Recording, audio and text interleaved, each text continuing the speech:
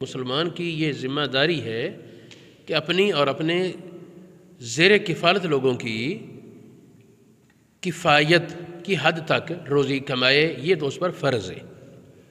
ہاں، اس سے آگے وسعت اس میں حرج نہیں، بلکہ اچھی نیت سے کہ انسان اس نیت سے کہ اللہ پاک مجھے وسعت عطا کرے، میں اس کے ساتھ لوگوں کی ضروریات کی بھی کفالت کروں اور اسلام کی خدمت کروں، تو یہ بہت عمدہ چیز ہے۔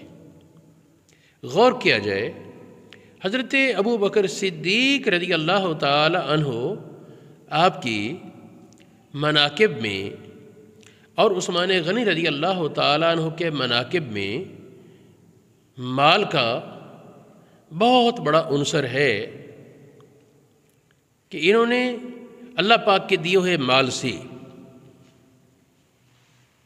رضائے الہی کے مطابق کمایا، رضائے الہی کے مطابق خرچ کیا، اور اس مال سے انہوں نے اللہ اور رسول کی رضامندی حاصل کرنے میں کوئی دقیقہ نہ چھوڑا، ہر طرح ایک سے ایک نے بڑھ کر کاوش کی۔ تو یہ جو ایک مفروضہ پھیل گیا اور پھیلایا جاتا ہے، تعجب ہے کہ بعض ایسے لوگ جو خود تو کاروں، کوٹھیوں اور کروڑوں اربوں کے بیلنس کے مالک ہیں، لوگوں کو ترغیب دیتے ہیں جی فقر و فاقہ اچھا ہوتا ہے، جی ایک ہے اللہ پاک کی رضا پر راضی رہنا، کوشش اپنی پوری کرتا رہے، زیر کفالت افراد کی کفالت کرے، اس کے بعد زیادہ جمع نہ کرے، ٹھیک ہے نہ کرے، لیکن اگر کسی کو اللہ پاک نے صلاحیت دی ہے تو وہ دولت کمائے اور دولت کو صحیح راستے پر خرچ کرے، یہ افضل ہے۔ دیکھیں ابو بکر صدیق نے اسلام کی خدمت پر کتنا مال خرچ کیا، اور حضور علیہ الصلوۃ والسلام نے ارشاد فرمایا اپنی زندگی کے آخری دور میں ابو بکر صدیق کے بارے کچھ تلقین فرماتے ہوئے، مجھے کسی کے مال نے اتنا نفع نہیں دیا جتنا نفع ابو بکر کے مال نے دیا ہے، مجھے کسی کے مال نے اتنا نفع نہیں دیا جس قدر نفع ابو بکر کے مال نے دیا ہے۔ حضرت عبد الرحمن بن عوف نے امہات المومنین سے بہت دعائیں حاصل کیں۔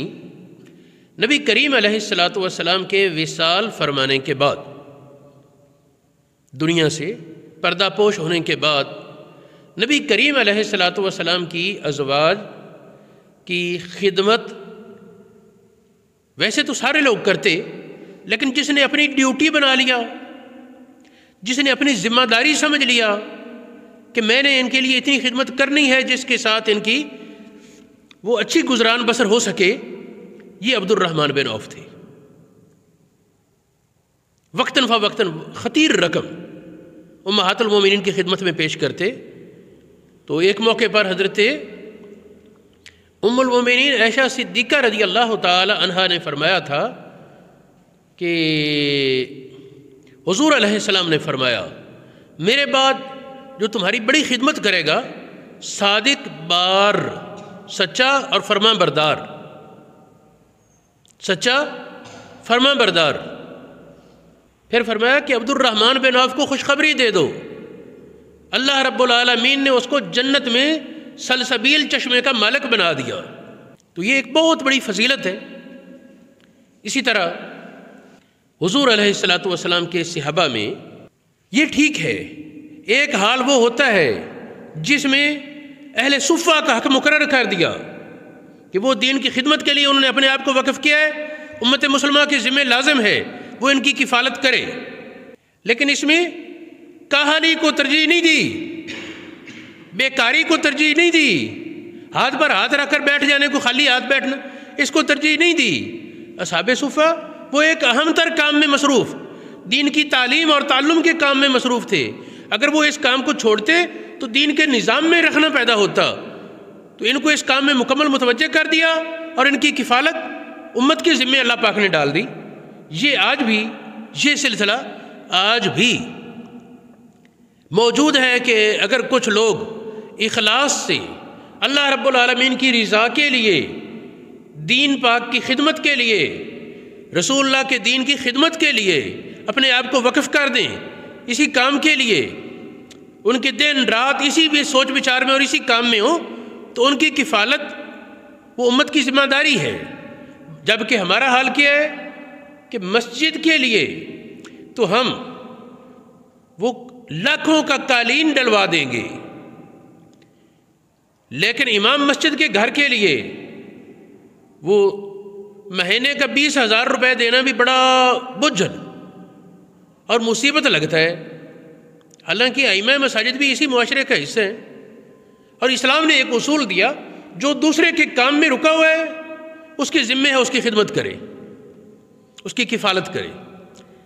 فوج، پولیس، سرکاری ملازمین، چونکہ وہ نظام سلطنت کو قائم کرنے کے لیے اپنے آپ کو روکے ہوئے ہیں، تو ان کی کفالت کفایت کی حد تک وہ ذمہ ہے، ٹھیک ہے۔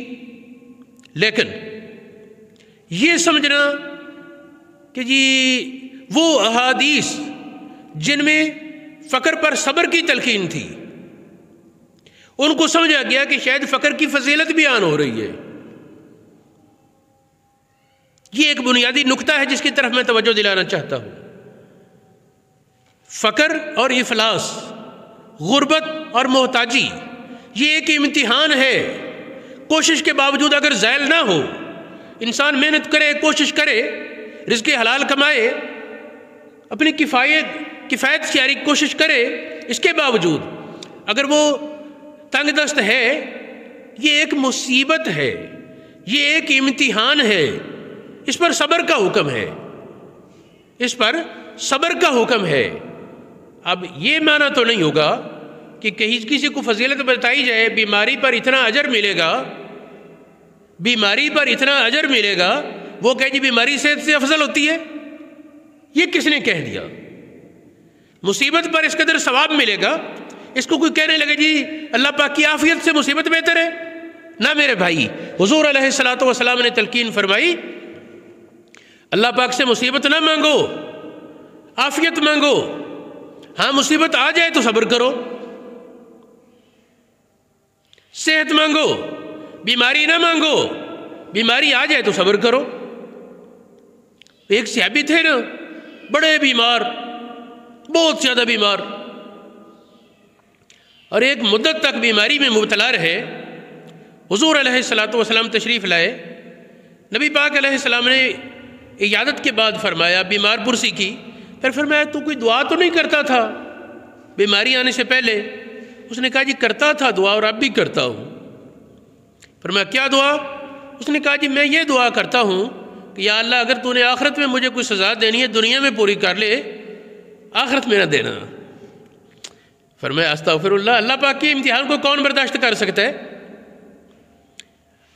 تو ایسا نہ کر، بلکہ تو یہ دعا مانگ، اللہ پاک سے معافی مانگ، عافیت مانگ۔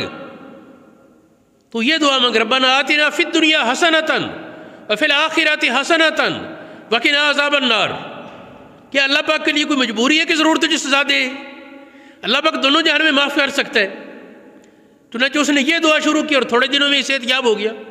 اللہ کی حدیث پاک میں آتا ہے کہ ہڈیوں کا ڈھانچہ رہ گیا، جس طرح چوزا ہوتا ہے اپنی جگہ سے حرکت بھی اس کے لیے مشکل تھی، اٹھا کر اسے باتھ روم لے جاتے اور کوئی تھوڑا بہت جو پیشاب کرنا ہوتا، اور بہت زیادہ لاغر۔ کہنے کا مقصد یہ کہ بیماری پر فضیلت ہے، لیکن بیماری یہ نہیں کہ صحت سے اچھی ہے۔ اسی طرح فقر و فاقہ پر صبر کرے بندہ، اس پر اجر ہے، لیکن اس کا یہ معنی نہیں کہ فقر و فاقہ افضل ہو گیا۔ اور پھر کاروبار سے بیٹھ جانا، کاروبار سے پیچھے ہٹ کر بیٹھ جانا کہ اللہ پاک دے گا جی اپنے غیبی رزق سے، یہ ان کے لیے تو ٹھیک ہے جو اصحاب صفہ کی کیٹیگری میں آ جائیں، باقی لوگوں کے لیے یہ درست نہیں۔ ہاں کسی کو کوشش کے باوجود کاروبار نہ ملے، پھر غیب کے رزق کے خزانے سے اسے کچھ مل جائے وہ ٹھیک، لیکن حضرت عمر کے دور میں کچھ لوگ آ بیٹھے مسجد میں قرآن پاک کھول کر تلاوت کرتے، ایک دن آپ دیکھتے رہے، دوسرے دن، تیسرے دن آپ نے پوچھ لیا کیوں بیٹھتے ہو یہاں؟ تم کسی کو سکھاتے تو ہے کچھ نہیں، کسی سے پوچھتے تو ہے کچھ نہیں، کیوں بیٹھے رہتے ہو سارا دن؟ انہوں نے کہا جی ہم متوکل لوگ ہیں، ہمیں اللہ پاک پر اعتماد ہے کہ ہم اس کی کتاب کی تلاوت کرتے رہیں گے، وہ ہمارا رزق بھیجے گا۔ فرمایا تم متوکل نہیں، تم متعقل ہو، کھانے کا بہانہ بنا کر بیٹھے ہو۔ بھی اگر سچا متوکل ہو گھر کے اندر بیٹھ کر تلاوت کرے۔ یہ تو اس طرح نہیں جس طرح ہمارے دور کے نعت خان محفل میں آتے ہیں اور کہتے ہیں جی حاضری لگوانی ہے۔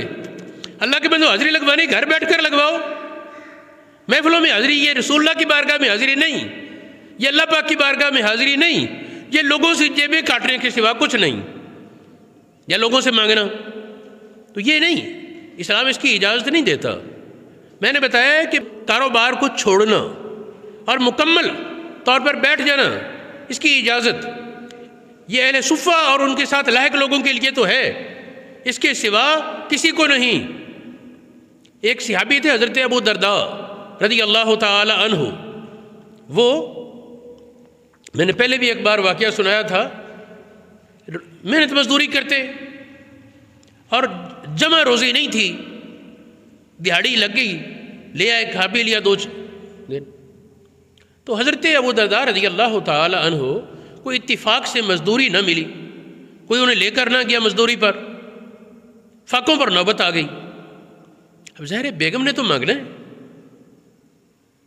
گھر جاتے بیگم کہتی لا اللہ کے بندے کچھ، وہ کہہ دیتے مزدوری نہیں ملی۔ اخیر اس نے اکتا کر کہنا شروع کیا تجھے ہی نہیں ملتی روزی مزدوری، سارے جاتے ہیں مزدوری پر، یہ تو نہیں کہ تو کو ماڑا ہے کمزور ہے، پتہ نہیں تجھے کیوں نہیں ملتی۔ وہ گھر میں وہ بھی پریشان، پھر گھر ہوتا ہے سکون کے لیے، گھر جا کر سکون کے بجائے پریشانی اضافہ ہو جاتا۔ اخیر اس اللہ کے بندے نے کہا اس کا بھی تو قصور کوئی نہیں۔ ایک دن وہ صبح نکلا، جب مزدور جاتے ہیں تو مزدوروں کے اڈے پر پہنچے، کوشش کرتے رہے، کسی نے نہ ان کو ساتھ لیا۔ جب مزدوروں کے لے جانے کا وقت ختم ہو گیا تو جنگل میں چلے گئے، چائے نماز بچھائی اور نفل پڑھتے رہے، یا گھاس پر اسی طرح شروع کر دیے ہوں گے نفل سارا دن۔ عصر کے وقت نماز کے بعد آ گئے، نماز کے بعد گھر ہے بھائی، بیوی نے پوچھا کہ ہاں مل گئی مزدوری، مل گئی کہیں؟ کہا جی مل گئی۔ کہا پھر لاؤ کچھ چیز؟ انہوں نے کہا کہ میں نے وہ بڑا سخی ہے جس کی میں مزدوری کرتا رہا ہوں، مجھے اچھا نہیں لگا کہ اس سے میں مانگوں، وہ خود دے دے گا۔ اس نے کہا وہ تو ٹھیک ہے، لیکن دیکھو نا بچے بھوکے ہیں، ہم نے کچھ چیز کھانے پینے کی نہیں، تیرے پیٹ میں کچھ آئے گا نہیں تو کام کیسے کرے گا؟ اچھا میں کل مانگوں گا۔ اگلے دن مغرب کے قریب گھر کو پہنچے اور یہی سوچ کے بیوی کیا کہے گی، بیوی نے پھر انہوں نے کہا کہ میں نے سوچا تو تھا لیکن مجھے ہمت نہیں ہوئی کہنے کی، پھر وعدہ ہو گیا کل ضرور مانگے گا۔ ٹھیک ہے جی۔ اگلے دن عصر کے بجائے مغرب کے بجائے عشاء کے قریب گھر آئے کہ پتہ نہیں اب کیا سناتی اللہ کی بندی، میں کیا کروں، اور اللہ پاک سے مانگا بھی نہیں، حالانکہ جائز ہے، ایسی حالات میں اللہ پاک سے مانگنا جائز ہے، بعض اوقات سنت بھی ہے، لیکن ان کا جو اپنا ایک کام تھا، توکل تھا، انہوں نے کہا مانگتا تو میں نہیں۔ اب جب عشاء کے قریب گھر پہنچے نا تو دروازے کو دستک دی اور ساتھ ہی خوشبوئیں آ رہی ہیں گھر سے، پکوانوں کی، کھانے کی۔ انہیں تعجب بھی ہوا، خیر بیگم سے پوچھتے ہیں کہ سارے خوش ہو، کوئی چیز ملی ہے؟ انہوں نے کہا کہ جس کے پاس مزدوری کرتے اس نے بھجوا دی ہے۔ عصر کے وقت دروازے پر دستک ہوئی اور 2 گدھے بھرے ہوئے تھے مال سے، وہ لا کر چھوڑ کے اس نے کہا جی ابو درداء کو کہہ دینا کہ یہ اس کے مالک نے بھیجا ہے جس کے پاس مزدوری کر رہا ہے، اگر اور مزدوری کرے گا ہم اور زیادہ دیں گے۔ اچھا، یعنی یہ ایک طریقہ ہے اللہ پاک کا اپنے بندوں کو پالنے کا، لیکن یہ اس لیے نہیں کہ آدمی خود بیکار بیٹھ جائے۔ افضل حالت ابو بکر صدیق کی ہے، افضل حالت عمر فاروق کی ہے، افضل حالت عثمان غنی کی ہے، افضل حالت حضرت علی کی ہے، یہ محنت کرتے تھے، کسب کرتے، ان کی حالت کو افضل کہہ رہا ہوں، ٹھیک ہے نا؟ اسی طرح حضرت عبد الرحمن بن عوف، سعد بن ابی وقاص، طلحہ، زبیر اور دیگر حضرات بہت سے۔ اچھا یہ ٹھیک ہے، ایک طریقہ اللہ پاک نے یہ بھی رکھا اپنے کچھ بندوں کے لیے کہ ان کو ظاہری رزق کے اسباب بند کر دیتا ہے، ظاہری اسباب بند کر دیتا ہے، رکاوٹ کر دیتا ہے۔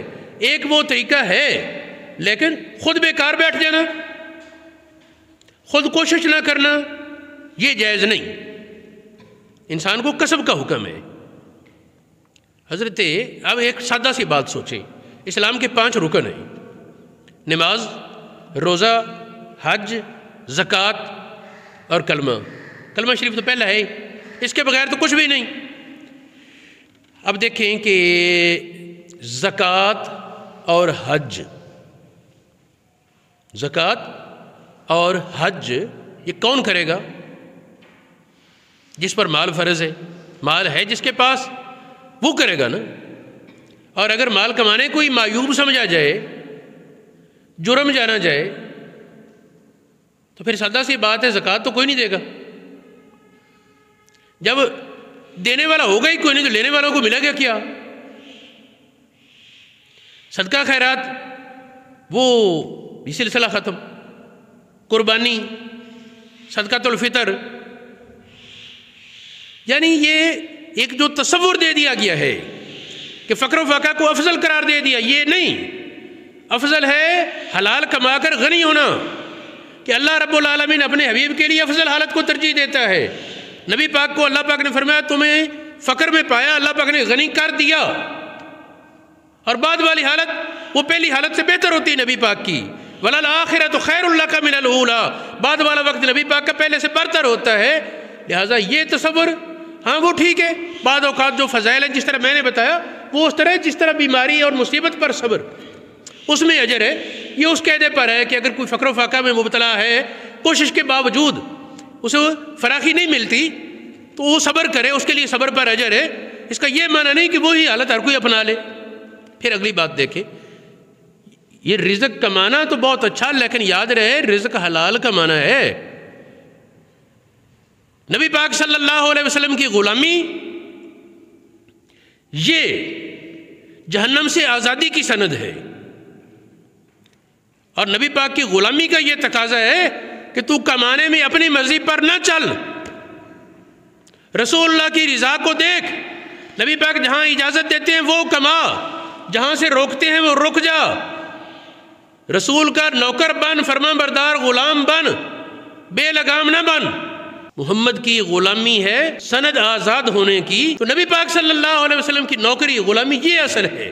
اور یہ تصور کہ آدمی مادر پدر آزاد، ہر طرح کی بے فکری، جو مرضی کرتا رہے، جہاں مرضی جانوروں کی طرح منہ مارتا پھرے، جس طرح مرضی کرتوت کرتا پھرے، یہ آزادی، جو مرضی منہ سے بولتا پھرے، یہ آزادی، تو ایسی آزادی اسلام میں قبول نہیں۔ اسلام میں آزادی کا مطلب یہ تو ہے کہ کسی غیر کی غلامی نہیں، کسی غیر کی نوکری نہیں، رسول اللہ کے نافرمان کی فرمان برداری نہیں، رسول اللہ کے نافرمان کی فرمان برداری نہیں، رسول اللہ کے غلاموں کی نوکری اور رسول اللہ کے دین کی پیروی، یہ تو سیادت اور قیادت اور فخر اور شرف کا سبب ہے۔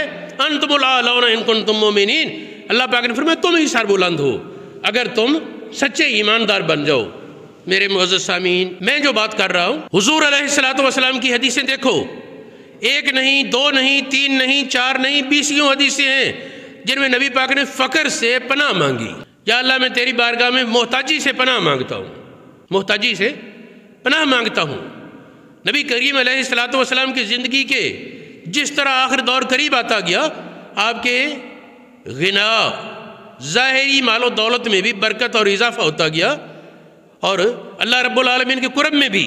صحابہ کرام دیکھیں، حضرت عبد الرحمن بن عوف جو عشرہ مبشرہ میں ہیں، جنتی صحابی ہیں، آپ کی 4 بیویاں تھیں، اور اتنا سونا چھوڑ کر فوت ہوئے کہ وہ سونا رکھتے رکھتے تہے جم گئیں اور تیسوں کے ساتھ اور کلاڑوں کے ساتھ کاٹا گیا۔ میں کبھی کبھی کہا کرتا ہوں کہ عبد الرحمن بن عوف کی تاریخ، ان کے حالات، ان کا طریقہ کار اگر پڑھ لیں اور ہمارے تاجر اس سے واقف ہو جائیں تو ان کے اصولوں پر عمل کر کے آج بھی بڑی دولت کمائی جا سکتی ہے۔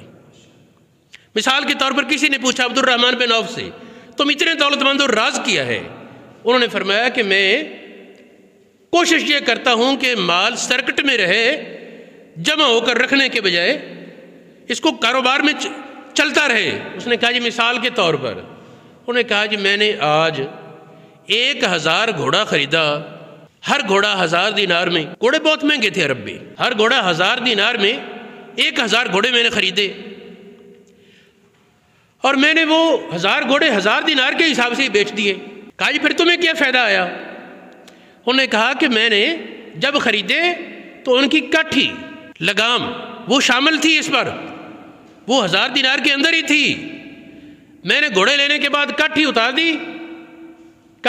دی، لگام الگ کر دی اور اس کو الگ بیچا 1 دینار کا۔ انہوں نے کہا کہ میں نے ایک دن میں 1000 گھوڑا خریدا 1000 دینار کا، 1000 دینار کے حساب سے، اور بیچا 1000 گھوڑا 1000 دینار کے حساب سے، ساتھ 1 دینار اس کی کٹھی اور وہ لگام کا لگاتا رہا، تو میں نے 1000 دینار آج کما لیا۔ اور اگر میں کہتا نہیں جی سودا بنے گا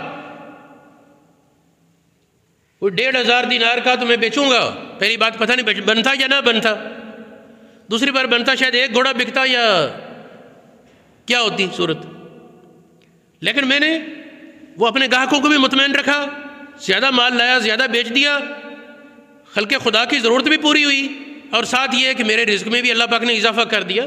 تو یہ ایک بات میں نے مثال کے طور پر کہی ہے۔